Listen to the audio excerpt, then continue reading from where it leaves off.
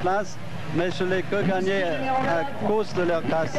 Bien sûr, dans une course pareille, c'est uniquement la première place qui est retenue.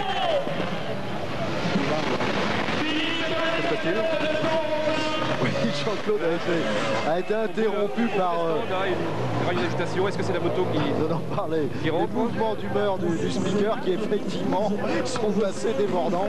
C'est simple, quand il s'exprime parfois, on n'entend plus les motos. C'est vous dire avec quel enthousiasme commente ici les déroulements de l'épreuve. Sur votre écran, vous avez vu la Yamaha qui a eu une victoire à son actif ici. Celle-ci était pilotée par Jean-Luc Miranda.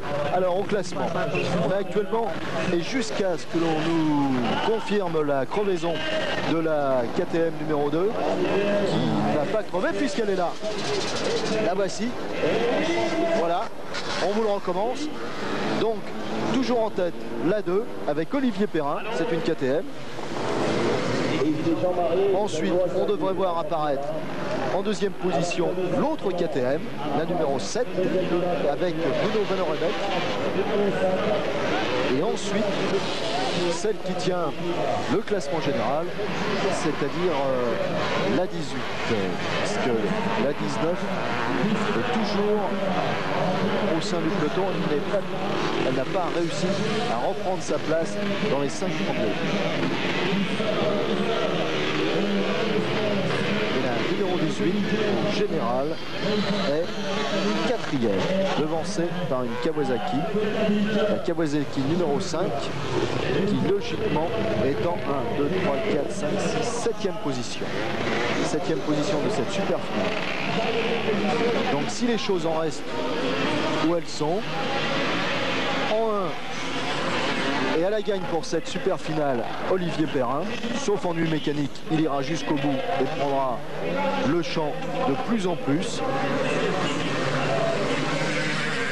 Et la victoire finale se jouerait entre la Kawasaki numéro 5 et la Honda numéro 18. Au classement général, c'est la Honda numéro 18 qui a le moins de points. Elle est précédée en effet à la 3e place par la Kawasaki numéro 5. Toujours en seconde position dans cette super finale derrière la KTM numéro 2, la KTM numéro 7 pilotée par Bruno Van Orebeck.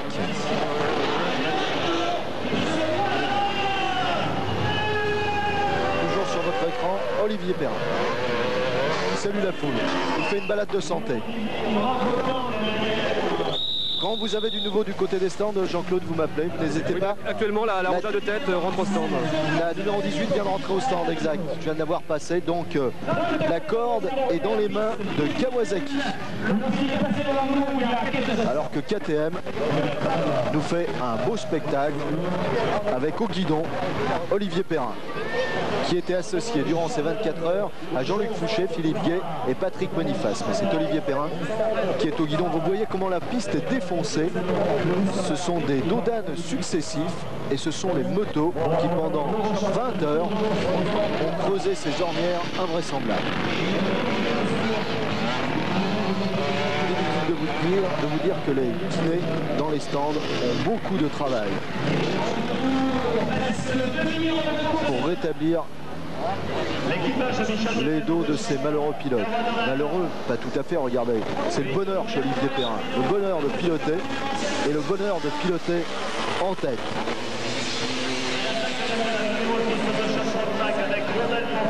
Après l'arrêt de la numéro 18, la Honda, c'est la 5, une Kawasaki, pilotée par Bauer, qui prend la tête du général, et la 5 est actuellement 3e de cette super finale. Alors que vous suivez toujours Olivier Perrin, il vole, il saute,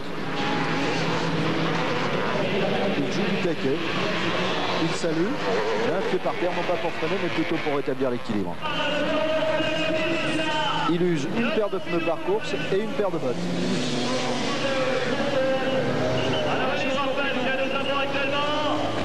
Et il n'use pas son enthousiasme.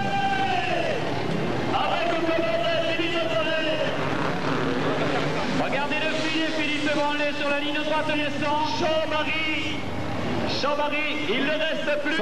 Fabuleux cette course d'Olivier Perrin. C'est étonnant. Déjà une demi-heure découlée. Et Olivier Perrin se Les pilotes qui doivent doubler, les attardés, doivent se demander s'il a autre chose qu'un moteur de KTM. Un moteur 4 temps.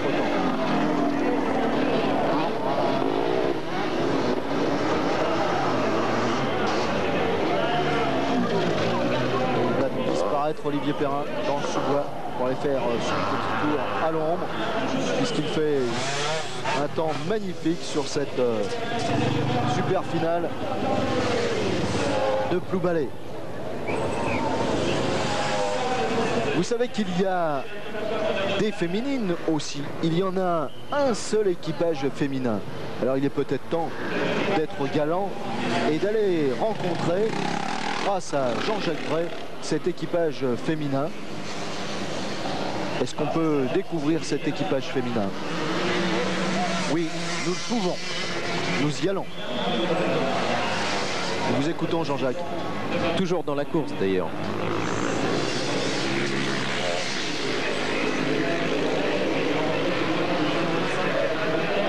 En deuxième position, je vous le rappelle, la KTM numéro 7 piloté par Bruno Van Orebeek. Et nous allons retrouver le seul équipage féminin de la course, toujours en course, la numéro 24.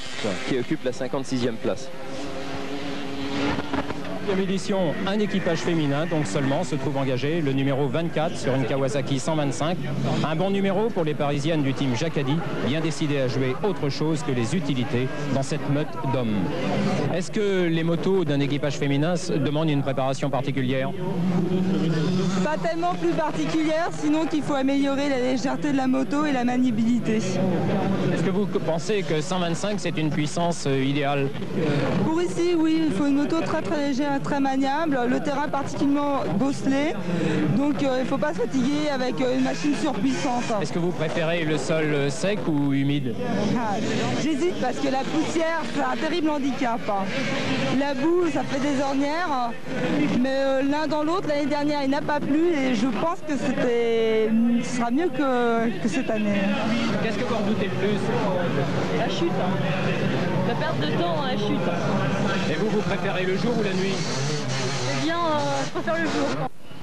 Eh bien, quand Odile Girardot disait « je préfère la poussière à la pluie parce qu'il y a moins d'ornières », elle ne se doutait sûrement pas la possibilité étrange de travail que pouvaient avoir 90 motos sur un terrain de 7 km, car les ornières, croyez-moi, il y en a, vous l'avez vu lorsque vous avez apprécié le pilotage d'Olivier Perrin, qui est toujours en tête d'ailleurs, devant Bruno Van Orebeek sur la KTM numéro 7. La Honda numéro 18 nous est annoncée en 3e position, mais je vous rappelle, merci, je vous rappelle que la numéro 5 Kawasaki a fait une remontée spectaculaire et qu'elle ne serait donc pas en 6e position, mais nous l'avons pointée au dernier tour en 4e position, c'est-à-dire à la lutte très serrée avec la Honda numéro 18 de Campenac Moto pour la victoire finale. La numéro 5 précédent à la 3e place, la numéro 18, la Honda donc en 4e position. Pour l'instant donc au général, Jean-Jacques, et je ne crois pas me tromper, la numéro 5, la Kawasaki, serait en tête. Absolument, d'autant plus que je viens d'apprendre que la numéro 3, Lux Varna numéro 3, a cassé sa selle. Numéro 3 aurait cassé sa selle. Voilà. Les plaisanteries évidemment iront bon train, mais croyez-moi, ce n'est pas évident de travailler et de piloter sans selle.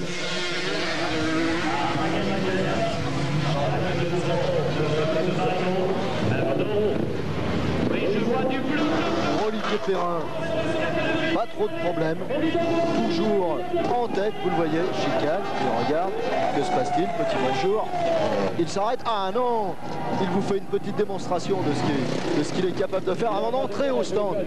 Olivier Perrin entre en stand, on va changer de pilote, et bien sûr, on va mettre du carburant. pour terminer ces 25 minutes de course maintenant qu'il nous reste. Je pense pas qu'il puisse être rattrapé car il avait une très très grande avance. La 7 n'est toujours pas passée. De toute manière, c'est une KTM aussi. On l'attend donc toujours. La 7, mais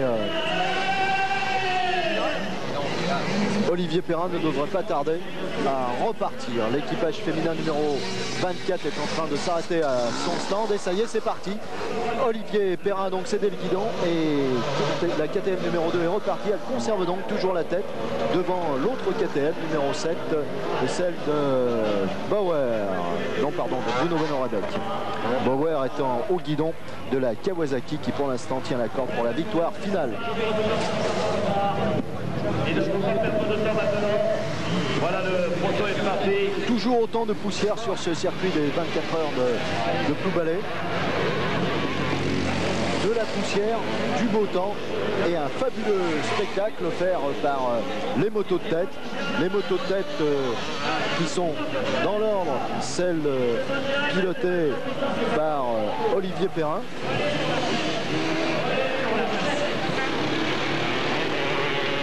Alors que la KTM numéro 7 est entrée à son tour au stand pour faire du carburant.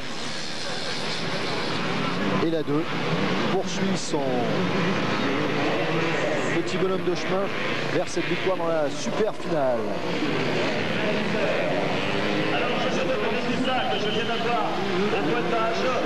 Jean-Claude, dès que vous êtes en compagnie de quelqu'un, vous faites signe. Écoutez, j'arrive dans le centre Kawasaki où tout à l'heure Yann Bauer va s'arrêter pour ravitailler. Et dès qu'il s'arrête, alors dès qu'il s'arrête, vous m'appelez. D'accord. Voilà, vous voyez la numéro 2 qui est pilotée maintenant par Jean-Luc Fouché, puisqu'Olivier Perrin a cédé le guidon. Un peu de poussière pour les concurrents et notamment pour Noël Morin sur une autre KTM. Tous les pilotes que vous voyez qui sont... Regardez comment le circuit est défoncé maintenant. Et pourtant, Jean-Luc Fouché est à la recherche de la meilleure trajectoire. Mais où est donc cette bonne trajectoire? En fait, il faut prendre la meilleure ornière. Oh là là, c'est pas possible. Comment faire pour tenir une moto dans des conditions pareilles? Eh bien, ils le font. C'est ce qui a coûté tout à l'heure, entre parenthèses, la première place à la Honda numéro 19 qui était pilotée par Philippe Branlet. Vous l'avez entendu à notre micro. Philippe Branlet a été obligé de s'arrêter pour changer de pneus car les pneumatiques ne résistaient pas à un tel traitement et on les comprend, les pneumatiques. Et les pilotes donc. Croyez-moi, les boudins, s'ils en ont, ils les perdent aussi. La voici, la 18, qui est repartie à l'assaut de la Kawasaki, la Honda Kawasaki. Le duel Honda-Kawasaki est reparti. Mais la Honda reviendra-t-elle sur la Kawasaki? Alors ça, c'est un autre problème. Car en général, à combien se situe la numéro 18 au nombre de tours, Jean-Jacques, si vous l'avez sur le classement général de la 5. La 5 était en 114 tours, 88 tours de 113 tours. Oui. Voici le ravitaillement de la Kawasaki qui est actuellement seconde au classement général. Yann Bauer va laisser sa place au pilote belge Jean-Marc Blanchy. Jean-Marc Blanchy, un pilote de Verviers qui court cette année les Grands Prix du championnat du monde 250 cm3. Hans Quell va faire le plein d'essence. Voilà, un ravitaillement très rapide. Et dans quelques minutes, Loïc, cette machine, cette Kawasaki numéro 5 va s'emparer de la seconde place du classement général des 24 heures de Bretagne.